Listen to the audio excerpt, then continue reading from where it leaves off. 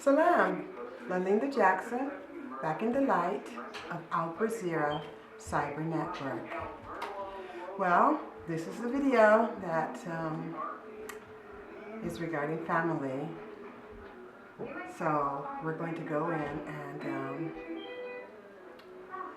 explore what I have constructed to be the most important aspects that are relevant to family today, you know, that hopefully will bring about some type of more love, bring more love between the family. Okay? So, here we go.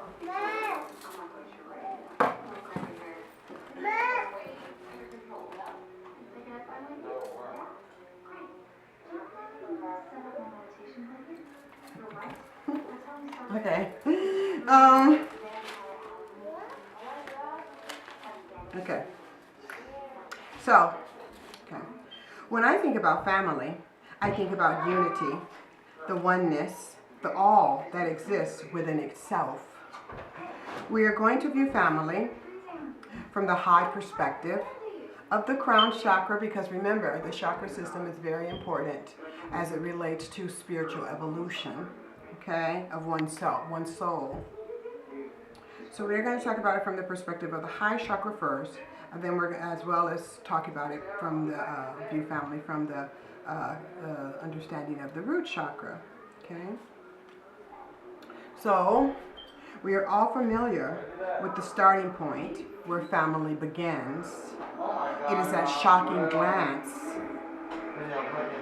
that voice that ignites the laws that attracts us. It is that spark that stimulates the heart to pulsate signals, transmitting sensations of waves, vibrations that cause the brain to verbiage. Yeah, this could be the one.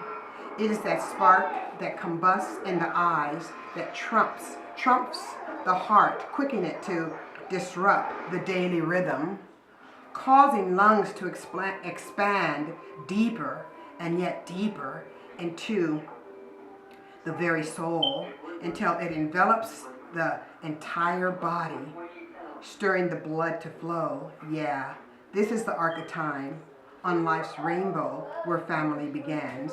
In the eyes, in the mouth, in the nose, in the ears.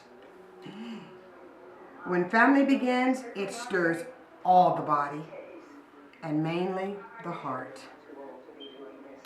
It is a match made in heaven between the heart and soul, man and woman.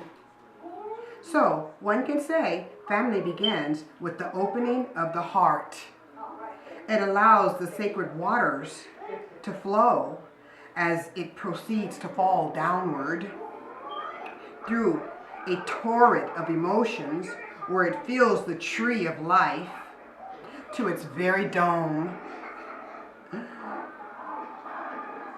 From the root to the crown, love is invigorating, where its effects become highly visible to the naked eye via the dawn of the sun and the strong possibility of a new beginning.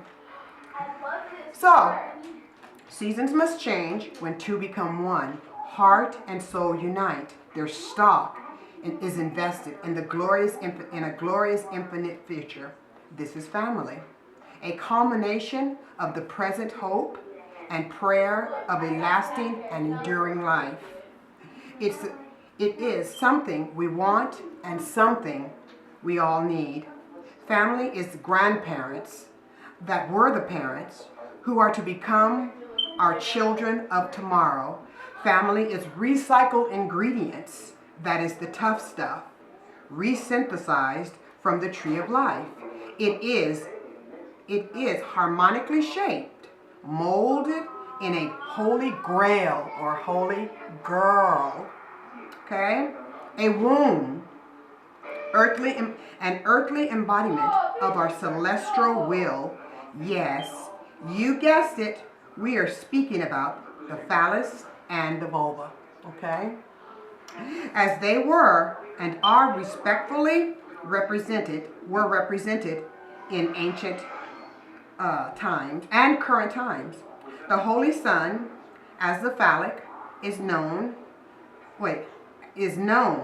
And the Holy Son was considered the phallic of man. Okay? And the Holy Grail was the feminine aspect. Okay? The vulva. The vulva. The holy girl, or the holy girl, the holy vessel. Okay? So, male and female together, they are the magnum opus as represented in the celestial sphere of the constellations. The up, the down, the polar opposites, as reflected in all aspects of life.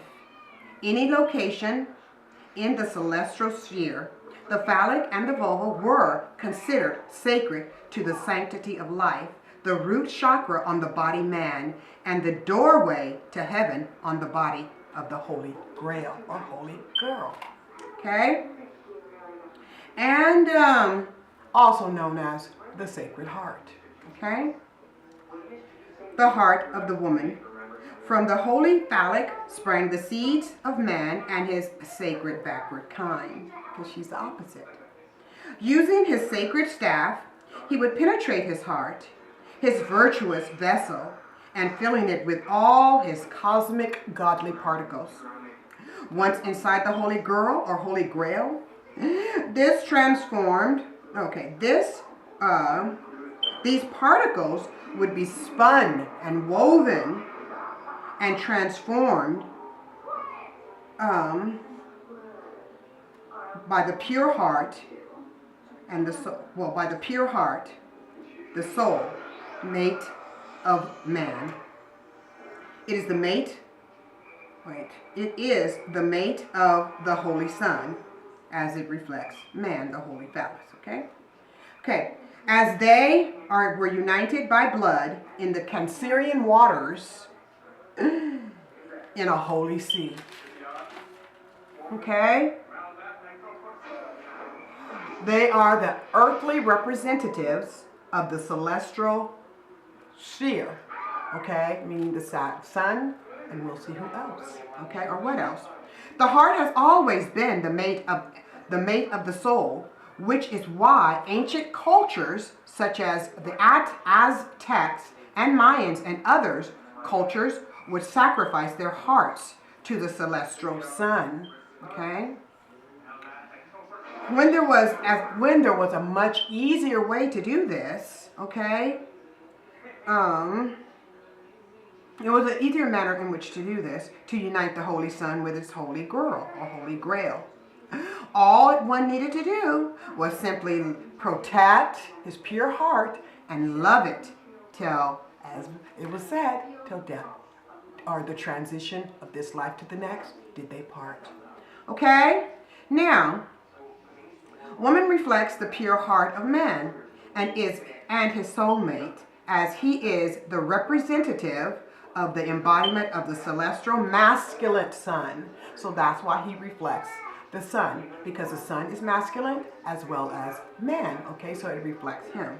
Okay, now together, heart and soul, man and woman, reflected the body of,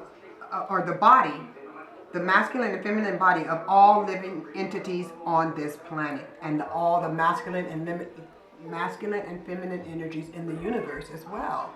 Okay, that's why their position is so very, very important, and why there were that force that did not like that aspect of man being placed in that very, very powerful pious position.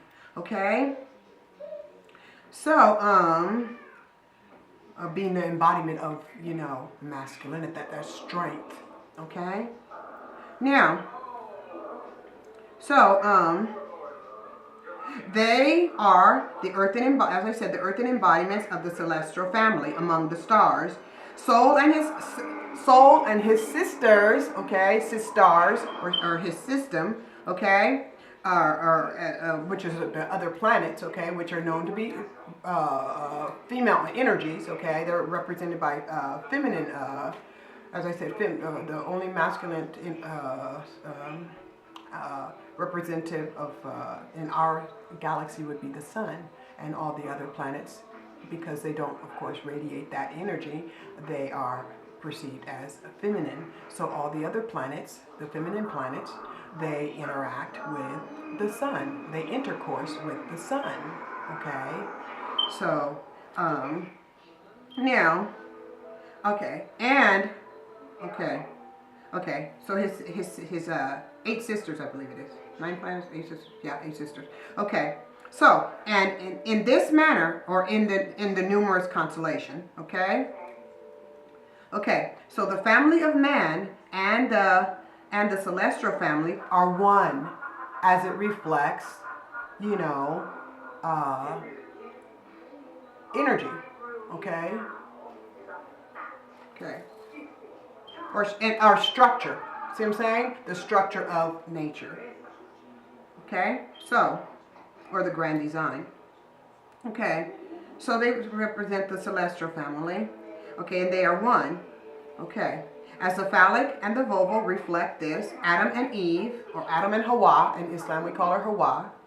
Okay, day and night, they reflect day and night, light and dark, up and down, black and white, in and out, yin and yang, Jack and Jill, male and female, hot and cold, positive and negative, Sun and Saturn, because Sun and Saturn represents red energy, infrared energy, emits infrared energy, while the Sun emits, of course, white light. Okay, so and Saturn is dark light. Okay. Some would even call it black light, but it's not black light. It's just infrared beyond our scope of vision. Okay? So, Sun and Saturn all reflect the same things. Okay? They are symbols. They can be seen as symbols to reflect the oneness and how everything has the same pattern. Okay? In some circles, they call that sacred geometry. Okay? So, these symbols were used to express the divine oneness, the scale. See, so if you look at family, like, you know, husband and wife, you know, man and woman, and you just look at them, you know, it's kind of, one needs to connect that to, let's say, a bigger picture in order to see their connection to, let's say, you know, to find their place in the bigger picture, let's say. Okay? So if they compare themselves to the sun, male and female, then they can begin to see that they are indeed part of that same system. Okay? So, so there were symbols, scale, man and woman, man and woman, Sun and Saturn, and beyond, okay? And the constellations and beyond, okay? So they can see themselves as part of the whole, okay? So we said, okay. So there were scales to express the divine nature of that which it reflects, as it reflects the soul and the soul, or sun, or the phallic, okay? Because of, okay, so, now, the sun reflects the brightest or grandest degree of man's divine nature. You see what I'm saying? Okay? Just as the heart of Saturn represents the divine nature of the woman, or the holy girl, or the holy grail. Okay? The red sea, okay? Because what comes from the female is red, and what comes from man is not red, it's white, okay?